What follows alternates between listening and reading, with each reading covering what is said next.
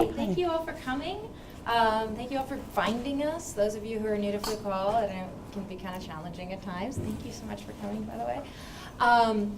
I want to welcome you to Flu Call. For those who don't know, you are inside one of 3 incubators on the University of Washington campus that work with startups that are spin-outs of the University of Washington and also startups that are not spin-outs of the University of Washington. If you'd like to talk to us about incubation, Flu Call that you're sitting in focuses on physical engineering startups because we have lab space. We also have Startup Hall over on Campus Parkway.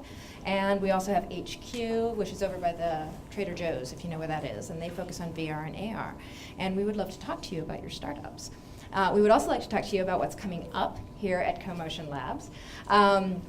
Next Tuesday and Thursday, we are working in partnership with Seattle Angel Conference to do some things that tie in really nicely with what we're doing here today. Today we have Martina Welkhoff, and usually I talk to people beforehand, so I've checked in about their pronunciation, so thank you for that. She's going to be talking about pitching fundamentals, and tying really nicely into that, next Tuesday over at CoMotion HQ, that's the one over by the Trader Joe's, they are going to be getting ready to take an investment with Seattle Angel Conference, and that's from 6 to 9 p.m. It's going to be a panel. It's moderated by Bill Bryant from DFJ, who's a local investor, VC. Really great guy to talk to. He knows everybody in town and is fantastic on the subject of venture capital. And then Thursday, next week, also February 1st, there's going to be another one, which is going to be pitch deconstruction, getting into the details of your pitch. So if you're hungry to find out about pitching and what happens after pitching, these are two great events. That one isn't at CoMotion HQ. Instead, it's at the Riveter, which is a fantastic female-oriented space on Capitol Hill, which I recommend that you go and tour. It's incredible. And that's going to be great as well, with a number of different speakers talking about how to do pitches and how to deconstruct pitches. Today, of course, we have Martina. Martina is a serial entrepreneur with growth and acquisition experience and a successful exit. She is the founding partner of WXR Fund, a venture fund focused on women-led AR and VR companies, and a venture partner at Jump Cannon. Is it Cannon? Mm-hmm. Okay.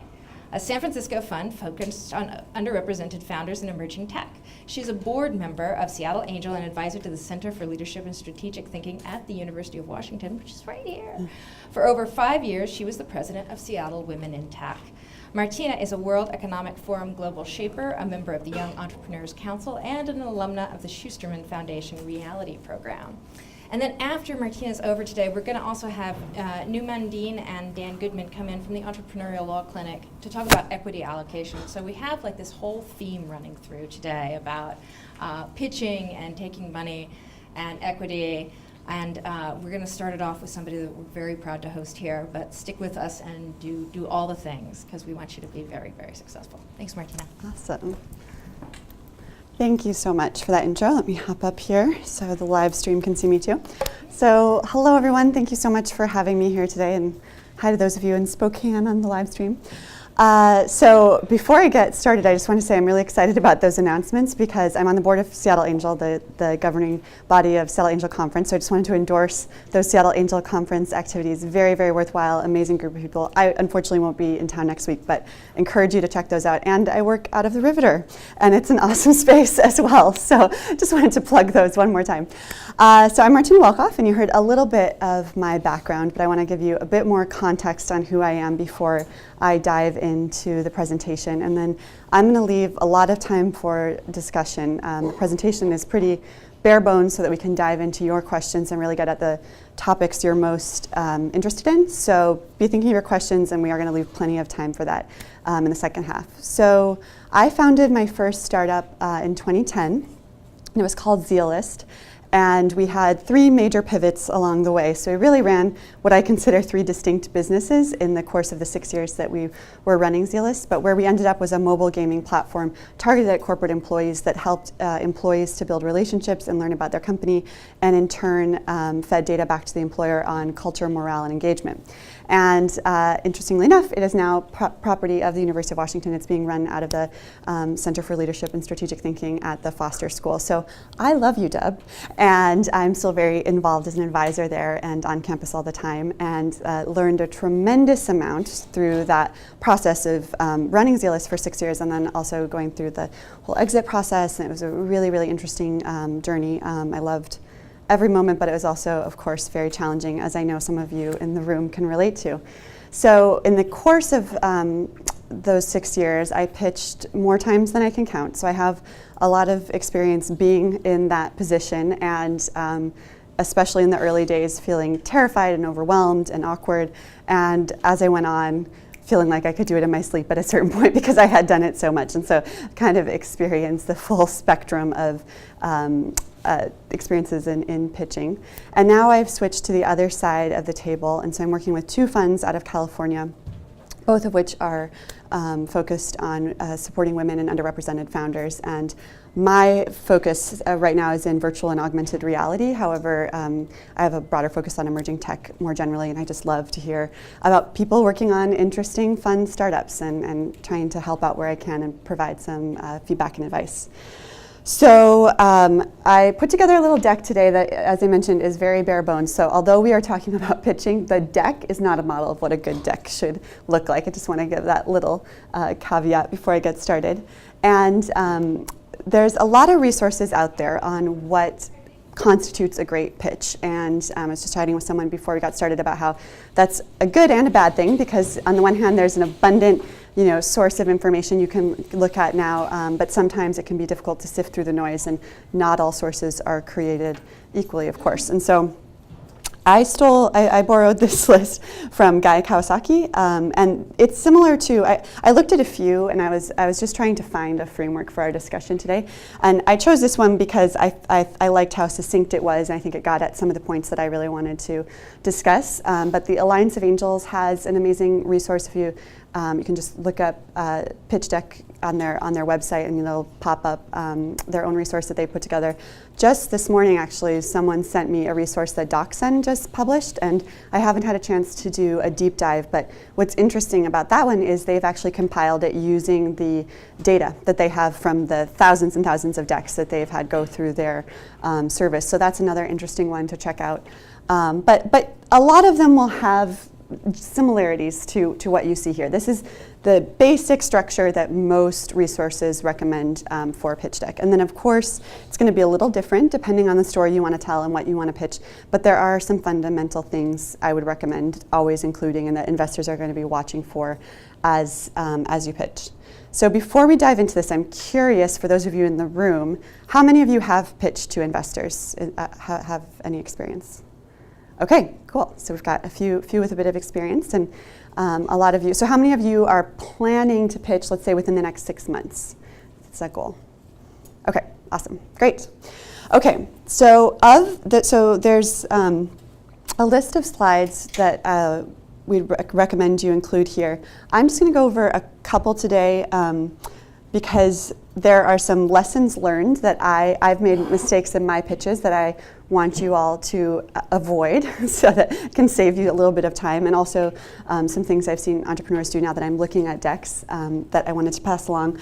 And then I'm skipping a few because value proposition and business model are really presentations unto themselves and are very unique to whatever the business is that you're pitching. So happy to get into those topics in Q&A if you have specific questions there, but I'm going to kind of skip over those. And then management team is a very, very important slide, of course, but that's another one where it's going to be very specific. One thing I'll say there is that you really, especially with early stage startups, which I think most of you are pretty early stage here, the team is probably, aside from the idea itself and the technology that you're building, the team is the most important factor that I look at when I'm thinking about an investment decision, because with early stage, you're not going to have a ton of traction yet. You might have a little bit, which is great, but there's not a lot of data yet that an investor can look at to base that decision on in terms of how far you've gotten. And so what they're really going to be looking at is, how much do I believe in this team and their ability to execute? So with that management slide, you want to just knock their socks off with how qualified you are and why you are the people who are going to pull this off in a very competitive marketplace. So that's what I'll mention with the team, but we're not going to talk about that in too much depth.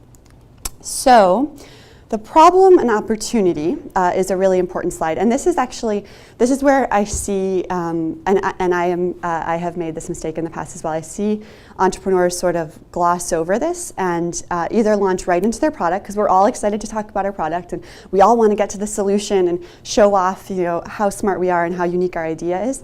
But in glossing over the problem, you miss your chance for an emotional hook. And a lot of the time, you're going to have very limited time with investors, especially if it's a pitch event or something like that. You might have as little as 3 to 5 minutes. And so you want to, the problem opportunity is your chance to convince everyone they should care and pay attention for the remainder of your presentation. And so the more relatable you can make this, the better.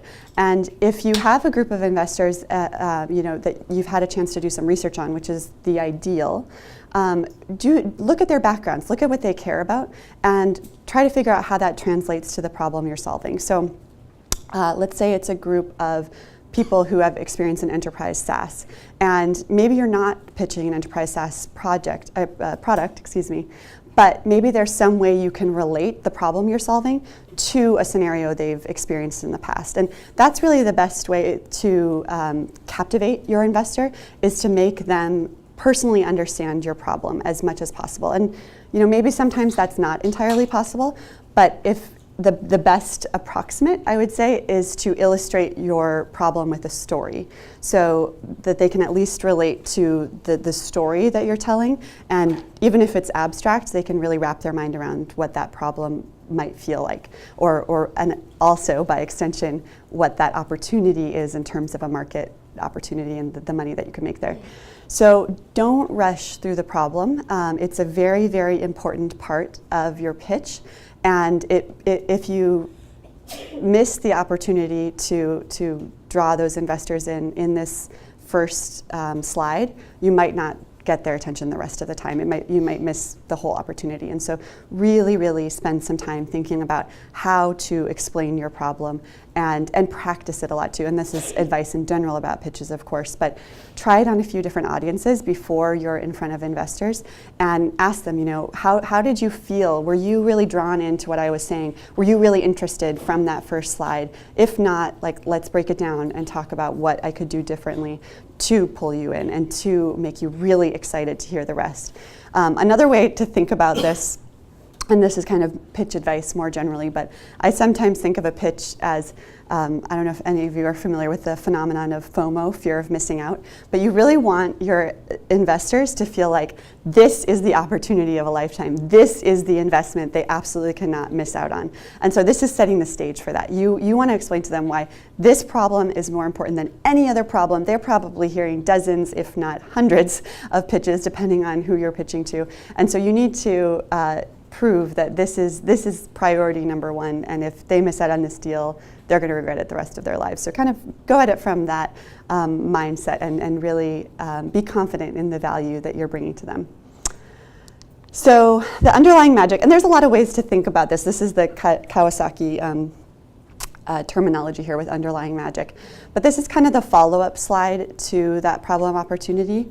And this can get at your team in some cases, especially if, let's say I was actually just talking to someone this morning who is building a product for psychologists, and they have a background in psychology. They are a psychologist. And so in that case, it was really easy to illustrate why they have the deepest knowledge of this problem. They are best positioned to execute on the solution. And so the underlying magic slide is really your chance to say, maybe it's your intellectual property that's the secret sauce. That's another term that's around a lot. What's the secret sauce? Maybe it's some kind of proprietary knowledge you have access to because of your network or because of your background. But try to figure out what is that piece that is so unique to you and your team, that's really going to give you the competitive edge, that's really going to make you shine in a very, very noisy and crowded marketplace. So and it can also be a great place for a demo or a visual. So if you have a product ready that is really impressive, go ahead and show that, and keep it short if it is a demo, but show off what you've created. I will caution you there, though, if your product's super, super early, I'm sure it's really cool, and I'm sure it's functional, and you're getting data, which is all great, but if you are going to show a visual or demo, make sure it has that wow factor, because this is another place where you might lose investors' attention otherwise. I've seen quite a few decks, and my early decks probably reflected this as well, where I was really proud of the product, but it was super early, and to an outside audience who wasn't familiar with all the sweat and love and tears we'd poured into it, maybe it didn't look so impressive in those early days. And so get some outside feedback on that as well, because we all love what we're building, but you want to kind of get some objective feedback on, when you look at this, does it make your eyes light up? When you see this, do you think, wow, that's something really original and valuable? So again, rely on your kind of inner network of advisors and trusted people to give you that feedback before you put it in front of an investor. So your go-to-market. This is one where I made a ton of mistakes. And so this is really, really important. And now as I'm evaluating deals, I understand why it's so important. So the top mistake I see here, and the one that I made early on, is I picked a number off a Deloitte report for our market size, and it was a big billion-dollar number. And I thought, oh, that's great. I'll show you, this is a $4 billion market according to this Deloitte report. And I just put that on a slide and moved on.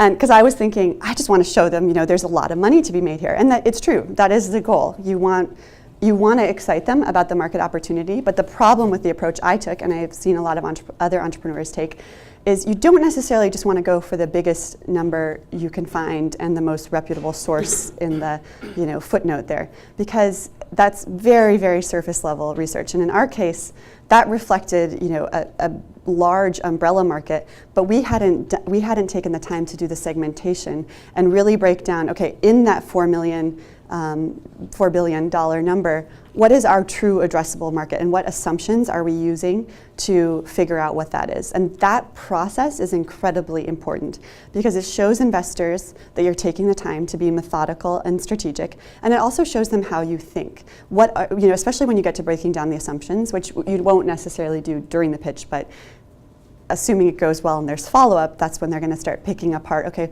let's talk about the market. Let's talk about how you arrived at these figures. And so for the most part, you're going to use your market research as a baseline to then model out what your market really is. In some cases, you may be able to find the magic number that actually pinpoints your addressable market, but in a lot of cases, you're going to have to generate that number. You're going to find the data through publicly available, reputable sources, and then, or maybe not publicly, you could potentially pay for some of that data as well. But then you're going to do the work to prove that you understand the market, that you live and breathe the market. I mean, that's really what investors are looking for here. In addition to just proving that it's a viable opportunity they're excited about, they want to know that you have a very deep understanding and you've done a lot of thinking about what that market looks like. So competitive analysis. This is another one where surface level research can really bite you, because it's pretty easy to find, Google a description of your product and see what other websites come up and see what other companies are sort of in your space. But you want to have done your thorough research on those companies you consider your competitors.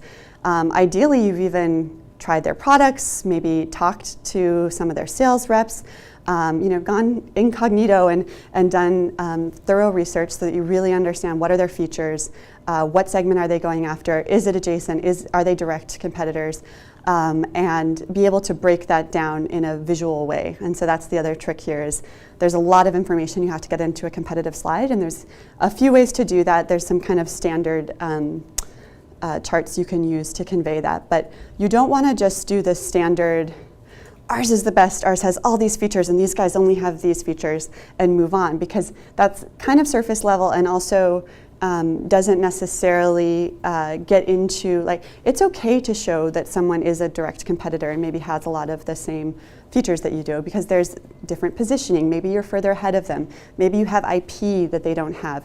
But all of those things are really important to understand, more than just, we have these 4 features and they only have 2, so clearly we're the best. And also, something that I've seen happen here is, though there's 2 things actually. So one is people will say, we have no competitors because our idea is so original that there's no one else out there doing this or anything close to it. That's a bad sign to investors most of the time. by the way, I'll caveat everything that I'm saying with there are exceptions, but I'd say, especially with this one, 99% of the time that's a bad sign. Because what that means is, what that could signal is there's no market. This isn't a real thing. Because if there was a market, other people would be doing at least similar things. There'd be some activity there. Having competitors is a good thing. Having a lot of competitors, maybe not such a good thing, but you want to have some competitors and you want to have an understanding of what activity is taking place in the market and how you can distinguish yourselves. The other thing that I see happen there is after the presentations in the Q&A, an investor might ask a question and say, oh, well, have you heard of so-and-so? Because we're seeing a lot of deals. Sometimes we may have heard of a company you haven't heard of in your competitive space. And if that happens and you haven't heard of the company, say something along the lines of, no, I haven't. That's really interesting. Could you tell me more? Could we talk more about that? I'm going to do some research. Don't get defensive. I've seen so many entrepreneurs get defensive and either kind of try to make up something or just get really flustered by that. It's okay if you don't know everything. There's a lot of startups out there. Maybe you haven't seen every single one that's in your space. That's an opportunity for you to engage an investor and start to build that relationship and say, I would love to learn from you. Tell me more. Thank you so much for that information. So there's a way to handle that situation very graciously. It doesn't make you look bad. It doesn't make you look like you're not smart or that you're not on top of it, because no one's going to know everything necessarily, and it's much better to just say thank you and kind of embrace that moment rather than, and I totally understand this. I've been there too. When you get a question, you're like, I didn't know that. But there's always a way to turn that into an opportunity to build a relationship. So just remember, and this is true of any question, just don't get defensive, because that puts you in a really bad place in terms of the dynamic that you're building, and also might shut down the opportunity for a relationship moving forward. Financials. Oh my, this is a fun one. So this is really challenging for an early stage startup. And I always, when I was building our financial models, especially in the early days, I got so frustrated with the exercise because I just kept thinking, we don't know. We're trying to figure this out. Like, all of this is just make-believe until we get out there and start selling and see what really happens. And so I got really, really frustrated with the process, and I felt like it was a waste of time. And finally, one of our early investors sat me down and kind of gave me a very helpful lecture on how he also understands that these are made-up numbers. This model isn't about projecting the future in a way that's necessarily going to be incredibly accurate. It's more about, again, the thought exercise and understanding what assumptions you are making about your market and about the way your product will perform.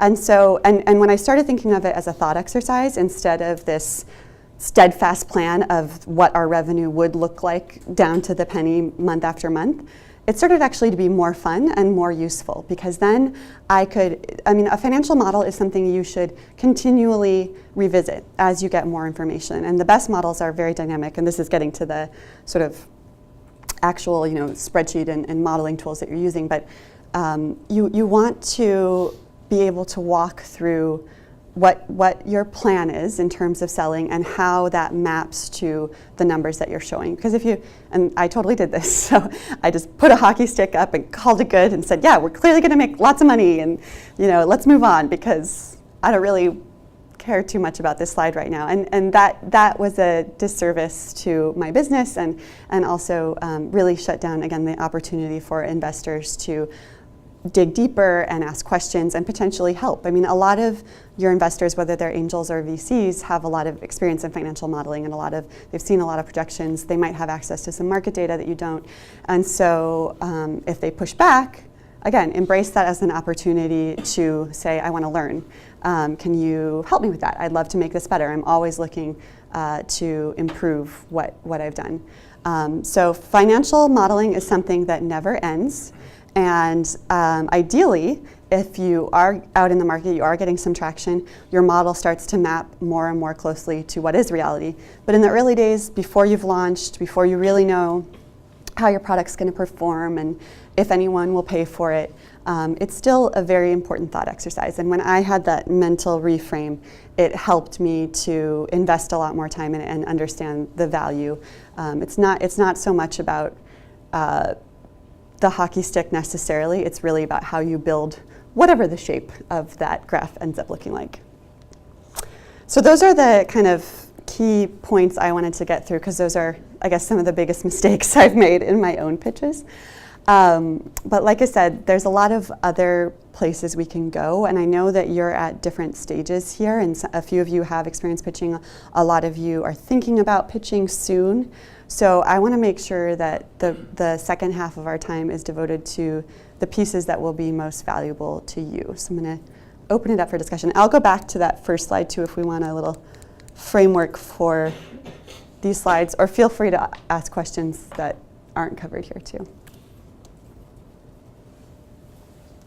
Yeah. What would you say is the most common negative thing an pitcher can do in front of an investment house? Oh man. I really think that the getting very defensive thing is pretty bad. It gets pretty awkward pretty quickly. And yeah, so I think that's one of the worst and most avoidable. Like, I think just going into a pitch, take a few deep breaths, do a short meditation, whatever you need to do to feel really centered and calm, and then hold on to that calm throughout the whole process. Because I think especially during the Q&A, I mean, investors have different styles too. I tend to be I've pitched so many times, I have a lot of empathy for the person pitching. I'm not going to be a jerk. I usually, try to build rapport, and I'm pretty nice, I guess. But some investors have a different style, and they can be a little bit more harsh. Some investors actually, I think, sometimes try to get a rise out of entrepreneurs, and to some extent it's a test. It's a test of how you will respond to that, and if you will be able to stay calm and stay centered and cool. So just, as much as possible, don't get yourself in a highly emotional state, because you're not going to be your best. You probably won't provide your best answers when you're in that kind of frenetic state. And it'll turn off a lot of investors. That may not, there probably are investors out there who like that, but I think for the most part it doesn't serve you well. So keeping calm and cool is good to keep in mind. Yeah. If you have more than one problem or opportunity, would you pick the best one and just if your business has addresses more than one problem or opportunity, would you pick the best one and just focus on that, or would you try and do something where you show that there's 2 or 3 possibilities here? Yeah, great question. So in part it depends on how much time you have, especially for the shorter pitches. I would definitely choose one and really zero in on that, because you don't have much time to tell your story and you want to make sure you can cover all the important data points. But even if you have longer, I would usually choose just one and then put others in appendix slides. So it's great, or at the end, sort of when you talk about the bigger vision and where we could go. So especially if those are really lucrative opportunities in addition, or could lead to exits, or that's kind of a nice way to tie together your presentation and say, so this is our phase 1 strategy. We have a really clear product roadmap. We know how we're going to get there, and we have all these other opportunities we're going to explore once we have that really solid foundation. So I kind of save that for the end, the icing on the cake. And that'll be great for opening up Q&A too, because that kind of leaves them with a little ooh, and there's more, and you can get into it in the follow-up discussion. So that's how I would approach it. I think, was there another one over there?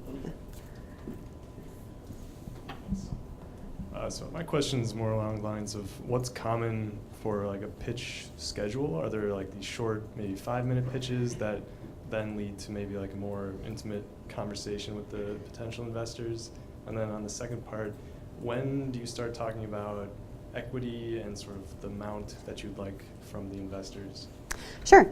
So it's pretty wide-ranging in terms of the time and format. With the Seattle Angel Conference, for example, there's a few rounds that you go through and to qualify for then the finals. And the first round is a 3-minute pitch. So and that's the toughest one. It's just a little bit more than your elevator pitch, but not quite what you'd want for a full pitch.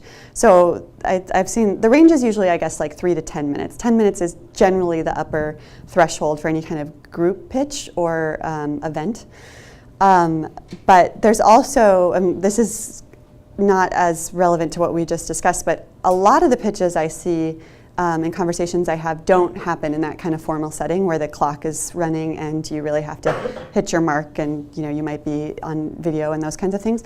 Most of the pitches I see, I get a deck ahead of time and we schedule a call, and I look at the deck, I come up with my questions, and then walk through the deck together in a much more conversational manner. So a lot of the time, especially if you have relationships with investors already, whether they're angels or VCs, a lot of the time that's how you'll be pitching. And honestly, that's the way I prefer to pitch and to hear pitches, because then you can really get to know each other.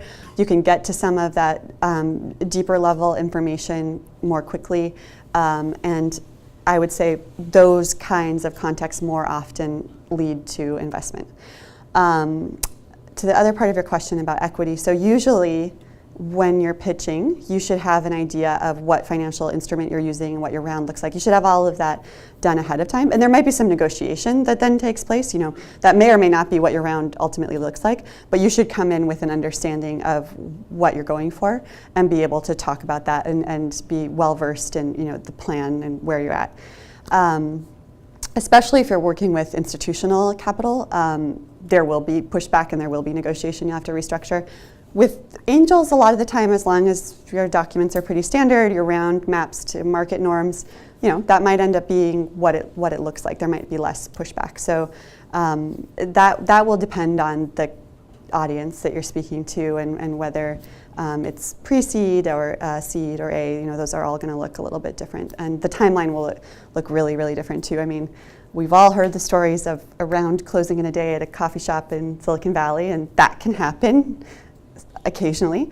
It's probably, for the most part, not going to happen.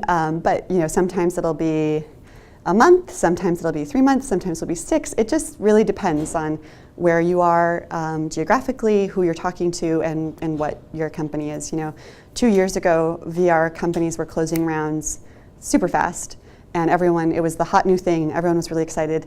Now there's a bit of market disillusionment. It's a lot harder to close a VR round today than it was 2 years ago. So a lot of it depends on your timing and kind of what investors are excited about in that moment.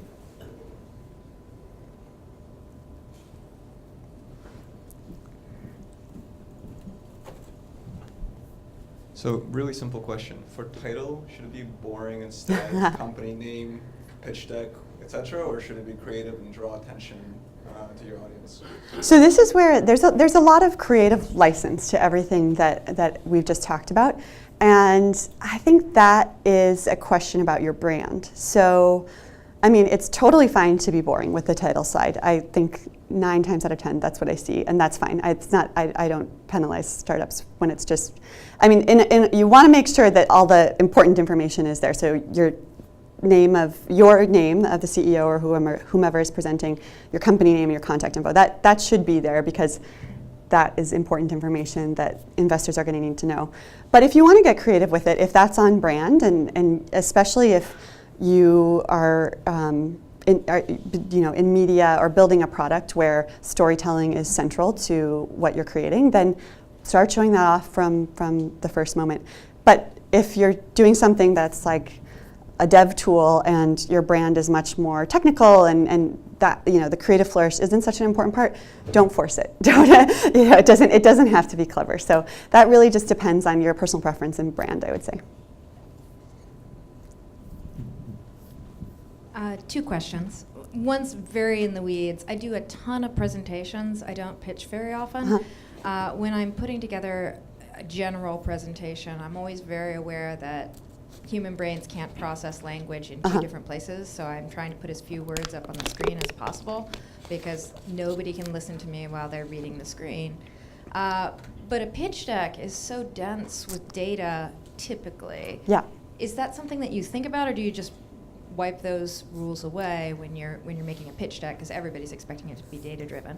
And then question number 2, I know this is totally subjective, but insofar as you can, when you're evaluating a team, which I see as one of the most important things to evaluate, are you looking mostly at their resume, or are you looking at, is this person calm and collected? Mm-hmm. Can they present well? Are they excited about their product? Are you more on the resume side or more on the interpersonal?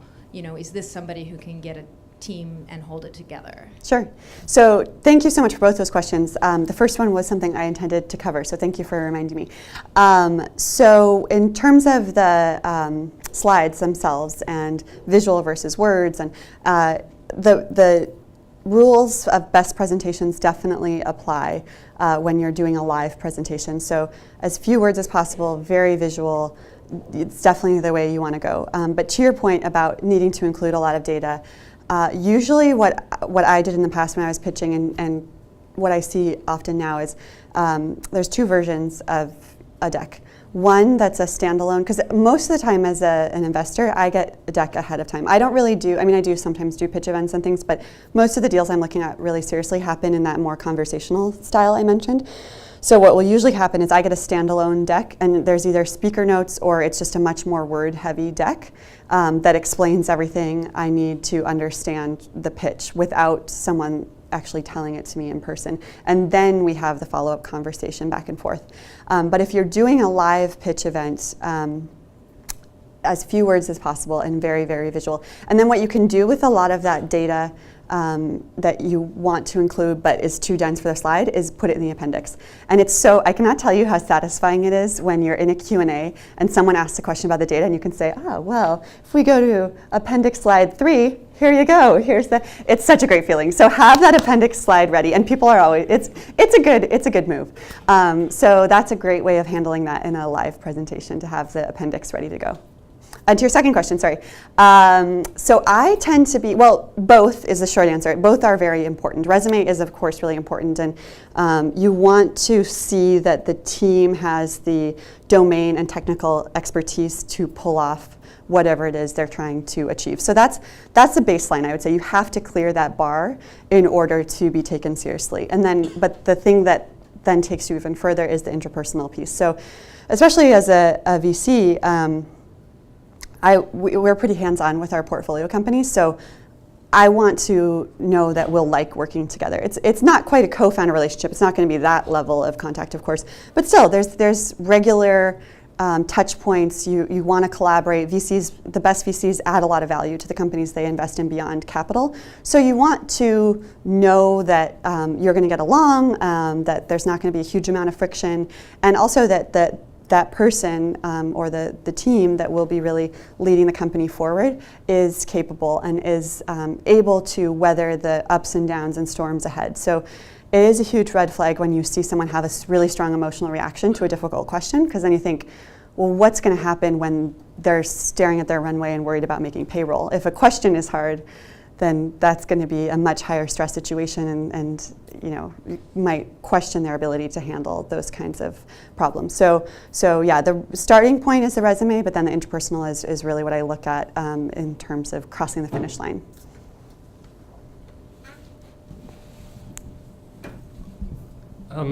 Like kind of following up on her question about the density of the deck, like I've tried writing a couple of these and realized, like it's always got too much information in it, and then I just start stripping things out, and then I realized like I almost seem to need to write the detailed deck first, and then write the pitch deck from the detailed deck. But then I'm kind of asking myself, how many slides and how much information should I be including in the detailed deck? Like, is that one by one match, or could it be 20 slides, or should it even be a report instead of a presentation format?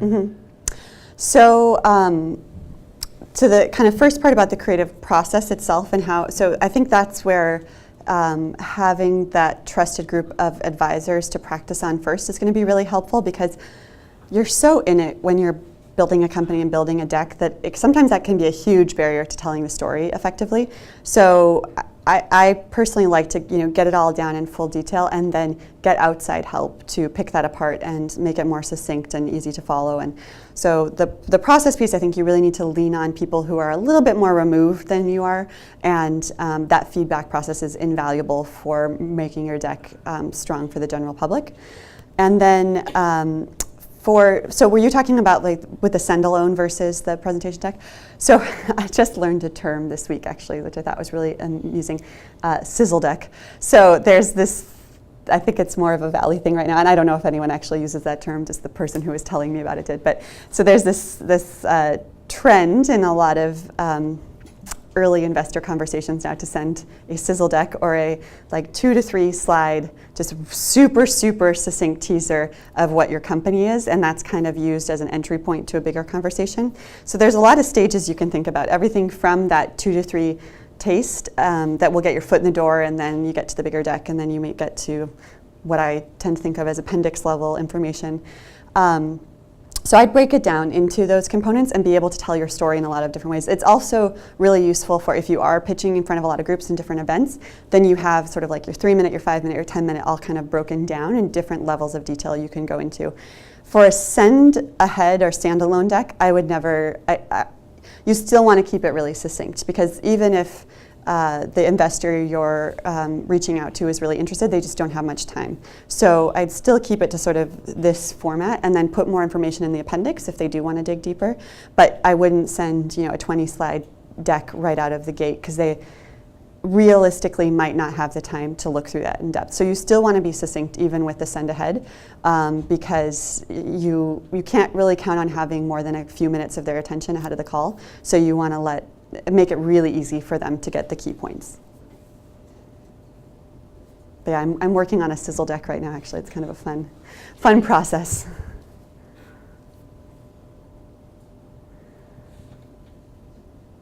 So one other thing I'll mention in terms of events and timing, and if you do end up doing sort of public pitches like the Seattle Angel Conference, or like Techstars is really, really great at this, and the coaching that they put all of their portfolio companies through. I cannot stress enough how important practicing is, because if you are being timed, generally they'll be pretty strict about that time limit, and it's so sad when you see someone trying to rush all these final details in when they're kind of being pulled off the stage. And so just invest the time, spend a lot of time up front, just practicing it again and again and making sure you're hitting every 15-second mark. A great public speaking exercise that I went through a few years ago and is available to anyone here is Ignite. This is not for a pitch specifically, but if you're just looking to get some more public speaking experience, and also getting used to hitting those 15-second marks. If you're not familiar with it, it's a format where you have 5 minutes to tell a story, any story, and the slides automatically advance every 20 seconds. So if you're off pace, it doesn't work. So you really have to have everything thoroughly memorized and timed ahead of time. And that for me was one of the hardest. I didn't pitch my company at that. That's not really what the format is about. But it was one of the harder public speaking engagements I've done. But it was so great for me in terms of improving my pitches, because I got really used to having to map to a really close time limit. And so just make sure you do invest that ahead of time, because that's also, it's not necessarily like catastrophic, but it's just a bummer if you only have a few minutes and you don't get to say everything that you want to say, or things, the timing doesn't line up that much. So that's just a bit of feedback on prepping. Just in general, spending a lot of time on the front end before you get in front of investors will potentially really accelerate your round. Sometimes it can feel like a distraction when you want to be working on product, you want to be in the trenches with your team, just getting out there and getting to customers, which is what you should be doing, by the way, if you're bootstrapping. So don't take time away from that unless you are getting ready to pitch. But when you are going out to raise a round, invest that time early on in perfecting your pitch and keeping cool and staying calm, so that hopefully your round will go a lot faster and you'll actually have more time to spend on product after that, because you won't have to spend as much time talking to a ton of investors. So I don't know if I love when there's someone who has lots of questions. It's great. Seeing as you're on the investor end right now, you could probably answer this. What's your thoughts on a pitch deck that just talks about users and traction but doesn't have a clear plan for monetization?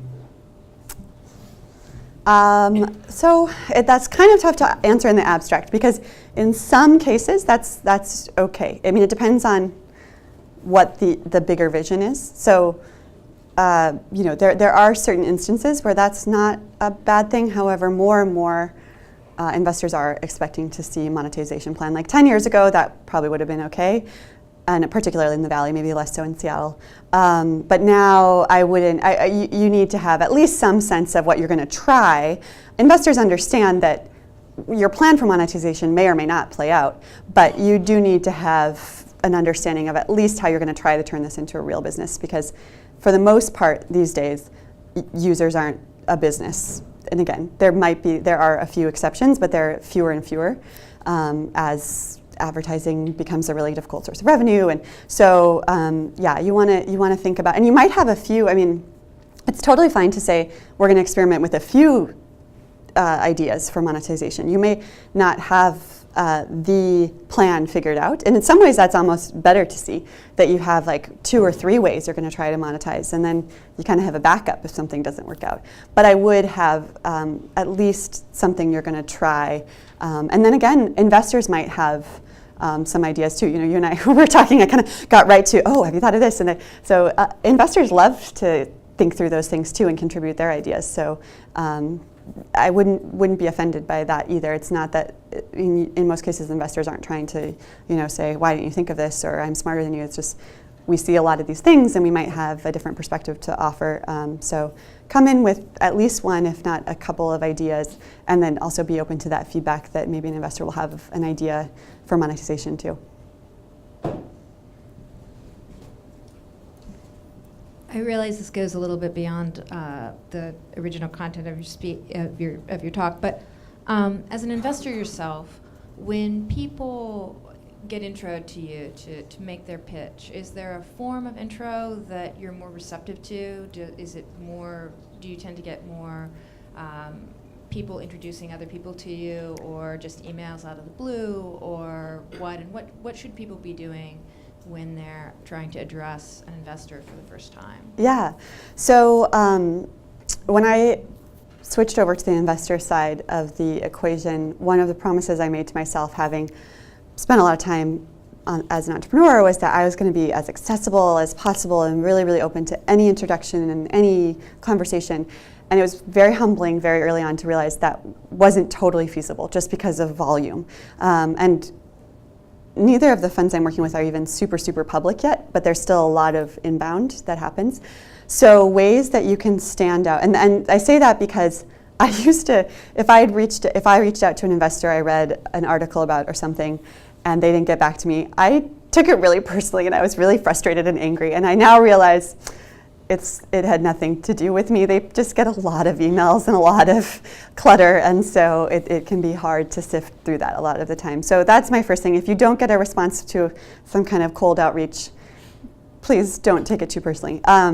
But so for me, the best way is a personal intro, and particularly if the person connecting us is someone I really trust, their judgment, and the kind of closer in the network, the better in that sense, and also that they've done their research, so that the person I'm being intro to has done their research, and also the person connecting us. So, for me, I'm really into VR, AR. I invest mostly in women and minorities. I have, there's specific parameters I'm looking for most of the time. So if the intro includes something like, oh, there's this amazing woman who's doing this awesome AR product, I know that that's your thing, then I'm really excited immediately, that they've connected the dots for me. The weaker intros are, I get emails sometimes from people I maybe don't know as well that say things like, I met this awesome entrepreneur, can I make an intro? I'm like, can you tell me a little more? And even in those instances, if it isn't a good fit, I try whenever possible to point them in a direction of either a person or a place that might be a better resource for them. But the more information you can provide up front, and again, like I said, connect the dots for the investor so they don't have to try to figure out why you're reaching out to them specifically is really helpful. I do respond to cold outreach when, like a LinkedIn note, for example. I just got one this morning that was very specific, again, to a speaking engagement I'm doing next week, and this person wrote, I can't be there, but I read your bio and I really want to talk to you because of X, Y, and Z, and it made a lot of sense. And so I responded and said, yes, let's set up a call. That sounds great. And so if you can't find that point of common connection, the second best thing then is, if you do cold outreach, have a very detailed note as to why you want to talk and specifically what you're asking for. So is it a 30-minute call or 15-minute even? Make the ask as small as possible initially to open the door for a bigger relationship. So a 15-minute call to give feedback on my product idea, or just very discreet, as small of a lift initially as possible will make it a lot more likely that you'll get a response. So that's a strategy I'd recommend. And also, I mean, don't ever shy away from tracking people down at events too. I was doing a pitch sort of speed dating thing a few months ago, and I was just super burnt out because I had seen like 40 pitches in a row, 3 minutes each. It's a tough format for an investor because it's hard to keep everyone straight and not really enough time to get into anything too meaty. So anyway, I was burnt out. I was like fleeing this event because I just needed to go home and cuddle my dogs. And this guy kind of chased me out, and he was like, I really, really want to pitch to you. And I was like, I'm so sorry, I don't have any more juice in me. Send me an email. But he said, but I'm building something that I know you're going to love because it involves VR and dogs. And I was like, it was almost a little, I was like, wow, you've really done your research to a level that I'm really, but also I am intrigued. And so I did carve out a few extra minutes to talk to him, and we've had several follow-up meetings and stuff. So if you have some kind of hook, if you know there's someone you want to talk to at an event, do not be afraid to be bold. I've heard some great stories too about people tracking down investors and doing crazy things. I mean, you don't want to invade their privacy, you don't want to get too aggressive, but it's okay to be a little bit bold, and if you do it in the right way, people usually respond pretty well to that. Is there another question up here?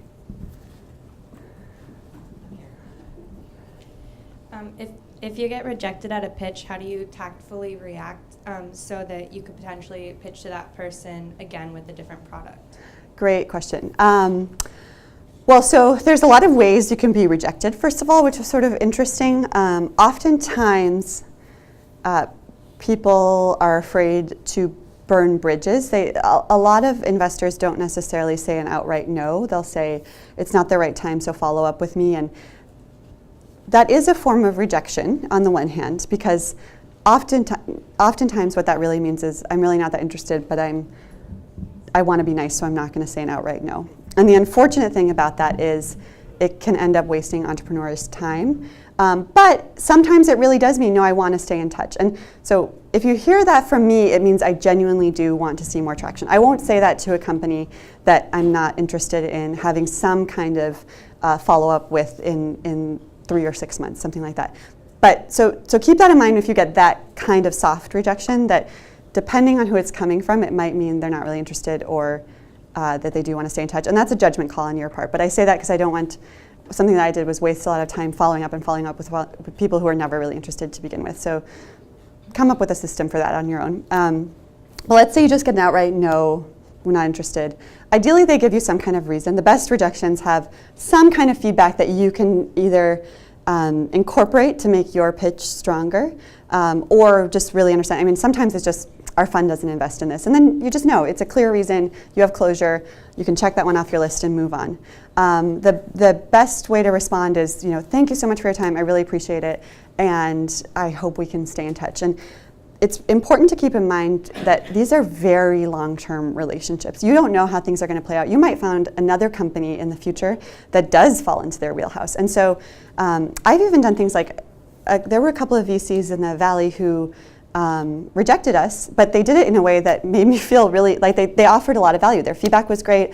I enjoyed the process. There were no bad feelings. And so I referred other entrepreneurs to them. And the first time I did it to this one person in particular I'm thinking about, I could tell he was like, oh, wow, thanks, yeah. So it's okay to continue a relationship even if the investment is a no. If you know enough about them as an investor and you see another opportunity they might be interested in, send them a note and say, can I make this intro? And you may never hear back. Maybe you will and they'll be excited, or maybe they'll say, no, I don't think that's a good fit. But either way, it's a long game. It's a long-term relationship. And the more you can if you find someone who you think is values aligned and you like their communication style, you like their investment philosophy, stay in touch. And in really lightweight ways, just make sure that they're reminded of your existence from time to time, and try to offer value when you do that too. So whether it's a resource that you came across or a company that you know that you want to connect them to, like think of a creative way that you're not always necessarily asking for something, but you're saying, here's a little something to brighten your day or make your job a little easier. Those are the best ways to keep someone engaged and interested.